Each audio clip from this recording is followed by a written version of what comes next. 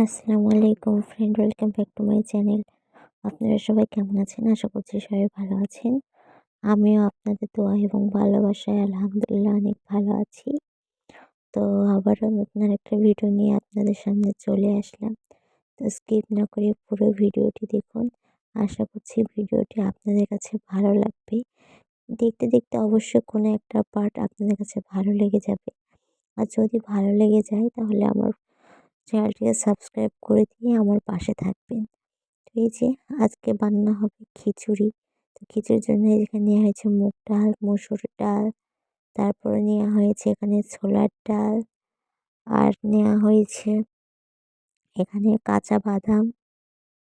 খিচুড়ির মধ্যে বাদাম দিলে খেতে খুব ভালো লাগে। সেখানে বাদাম নেওয়া হয়েছে, আর এখানে এই যে লঙ্কা, পেঁয়াজ কাটা আছে, রসুন, চাল, আদা, তেজপাতা সবগুলো কেটে নিয়েছে। তো তারপরে এই যে এখানে চালটা ধুয়ে নিচ্ছে, তারপরে এখানে ডালটা, মসুর ডাল আর ছোলার ডালটা ধুয়ে নিবে। আর মুগের ডালটা যেহেতু ভাজতে হবে সেই কারণে একটু পরে ধুয়ে নিবে এটাকে। তো এই যে এটাকে ভালো মতো কষলিয়ে ২-৩ বার জল দিয়ে ধুয়ে নিতে হবে। এই যে ধোয়া হয়ে গেছে। সবগুলো এক জায়গায় করে নিচ্ছে, দেখতেই পাচ্ছেন। এর মধ্যে আছে আ আ রসুন, পেঁয়াজ, কাঁচা লঙ্কা, তেজপাতা, মসুর ডাল, ছোলার ডাল এসবগুলো একসঙ্গে করে রাখা হয়েছে। তারপরে এই যে এখানে মুগ ডালটা ভেজে নিচ্ছে। মুগ ডালটা ভালোভাবে শুকনো কড়াই ভেজে নিতে হবে তেল ছাড়া। তো আর এই যে এখানে বাদামগুলোকে ভেজে নিয়েছে হালকা, হালকা। তো সেটাই আমি দেখাচ্ছিলাম। দেখতেই পাচ্ছেন। এই যে তো এখন কাকি চালগুলো দিয়ে দিবে।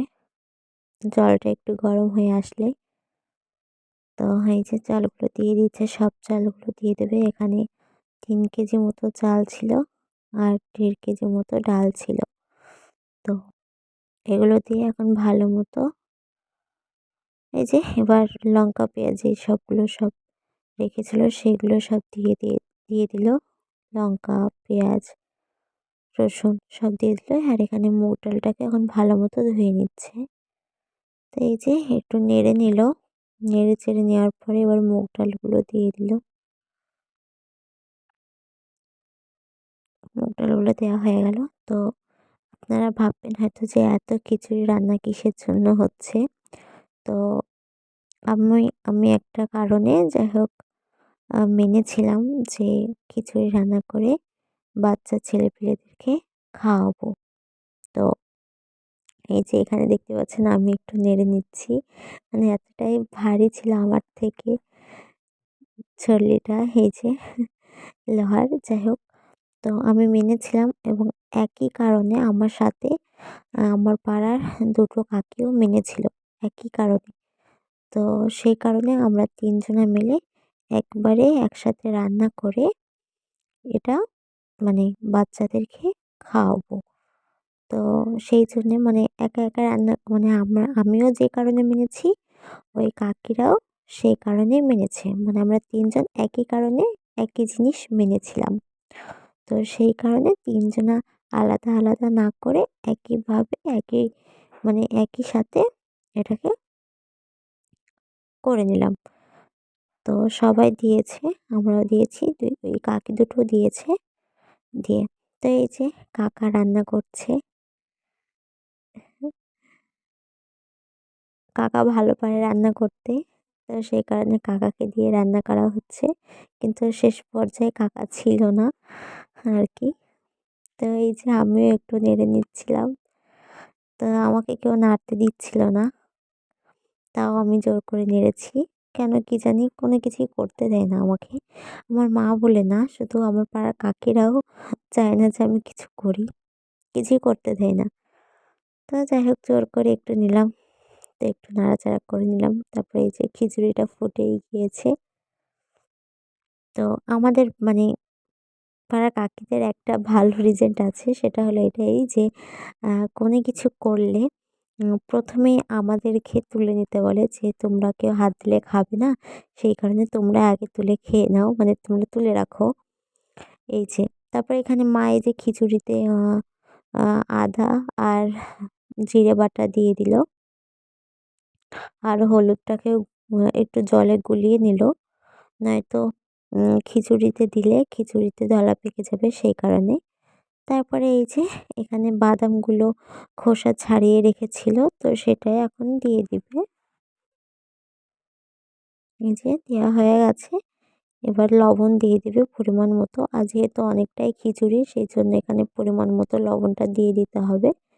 তো সেটাই দিচ্ছে। আর রান্না করতে, করতে অনেকটাই সন্ধ্যা হয়ে গেছিল। কারণ আখাটা কি জানি জ্বলছিল না। মানে জ্বলছিল কিন্তু আগুনটা ঠিক আ মানে রান্নাতে লাগছিল না। বাইরে বেরিয়ে যাচ্ছিল সেই কারণে। যাই হোক এই যে সবগুলো দেওয়া হয়ে গেছে। এবার এখন এটাকে ভালো মতো রান্না করে নেবে। তো এই যে তো যেটা বলছিলাম, তো কাকিরা কোনো কিছু রান্না হলেই আগে বলে যে শিলাশিল্পীর জন্য তুলে রাখো। মানে আমার জন্য আর আমার দিদির জন্য আগে থেকেই তুলে রাখতে বলে। তো মা বলল আজকেও সেটাই বলছিল। তো মা আজকে বলল যে না, আগে যেহেতু এটা বাচ্চাদেরকে দেবো বলেছি সে কারণে আগে বাচ্চাদেরকে আগে দিব। তারপরে এদের জন্য তুলে রাখবো। তো সে কারণে মা আগে দুটো বাচ্চাকে দিয়েছে।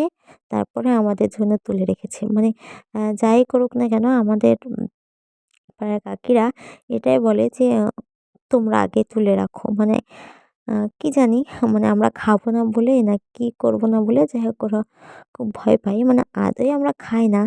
আ মানে অনেক ভিড়ভাট্টা হয়ে গেলে আমার সেই জিনিসটা আমার খেতে ভালো লাগে না। সেই কারণে আগের জিনিসটা আগে আমাদের জন্যই তুলে রাখে। তো আজকেও সেটাই বলছিল। তো মা বলল যে না, আগে বাচ্চাদেরকে দিব তারপরে এবার ওদের জন্য তুলে রাখবো। তো এই যে ১ম এ দুটো বাচ্চা এসেছিল। তো বাচ্চাগুলোকে ডাকতে গিয়েছিল। আরও বাচ্চাকে ডেকেছে। খিচুড়ি দেখতে পাচ্ছেন কতটা আছে। তো আর তারপরে লাস্টের দিকে দেখবেন যে অনেকটাই খিচুড়ি শেষ হয়ে গেছে। তো এই যে এবার আমার জন্য তুলে দিল। আর আমি তো খিচুড়ি পাগল, খিচুড়ি খেতে ভীষণই ভালোবাসি। সেই কারণে তো দেখতেই পাচ্ছেন অনেকটা খিচুড়ি ফুরিয়ে গিয়েছে। আর অল্পটুকু আছে। তো এইটুকুও ফুরিয়ে গিয়েছে। তো এই ছিল ব্যাপার। এই হলো আজকের ভিডিও। তো ভিডিওটা আপনাদের কাছে কেমন লাগলো অবশ্যই আমাকে কমেন্ট করে জানাবেন। তো ভালো লাগলে আমার সাথে থাকবেন। আল্লাহ হাফিজ।